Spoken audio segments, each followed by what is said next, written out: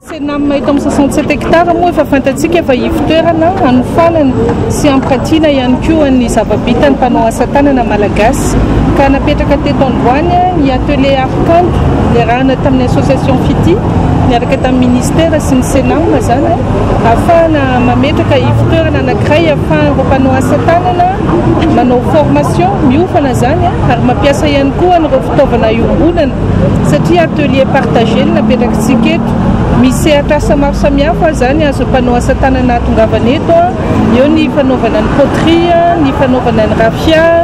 ny fanjairana ary misy zany ny brao ihany koa manampy an'izy ireo amin'ny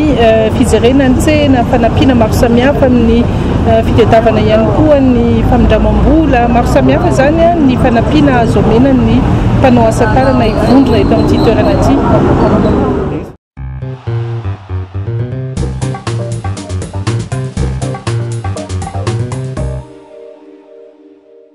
Mazava-dehibe ny arenatsika.com izy io moa zany tetikasa miarahan'ny ministèren'ny industrie mivarotra sy ny asa tanana sy ny fikambanana arenatsika miarahana ihany koa tamin'ny mpiara-miombonantoka rehetra tao amin'ny ONUDIA ny tetikasa fanainga sy ny tedralisy izy io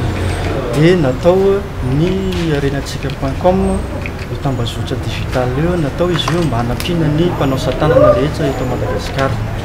zany hoe natao mba ahafahana mahazo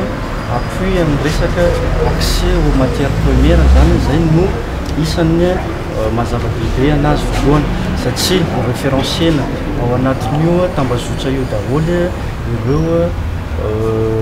mpisehatra zany resaka akora fototra zany mba ahafahana mpanao asa tanana mahazo akora fototra tsara ary amin'ny kalitao zay ilainy mpanao asa tanana izay. Natao ihany koa tambazotra digital io mba ahafahana mitady lalam-barotra ho an'ny mpanao asa tanana zay ny tena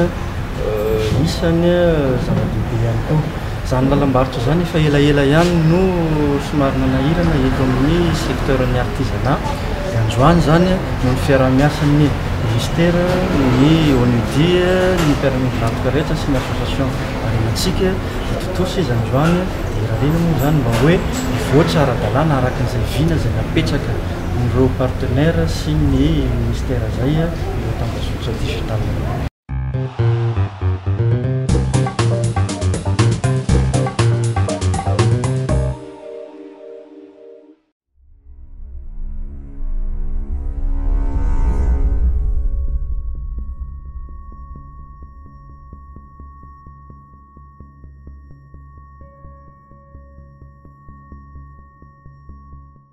Ny nandotrontsika teto Androany dia ny fanolorana tamin'ny fomba ofisialy ny Itolia izay ampiaraha-miasa niaraka tamin'ny ambassade Suisse niaraka tamin'ny DBM ny MICA ary ny FCCIM ahafahana nanatontosa izany plateforme izany ahafahan'ireo mpandraharaha malagasy na voisandratra izany na efa amperinasy manana tokoa an'izany fahafahana manana information renforcement de capacité ary hitatsika tamin'ny présentation ny Itolia teo dia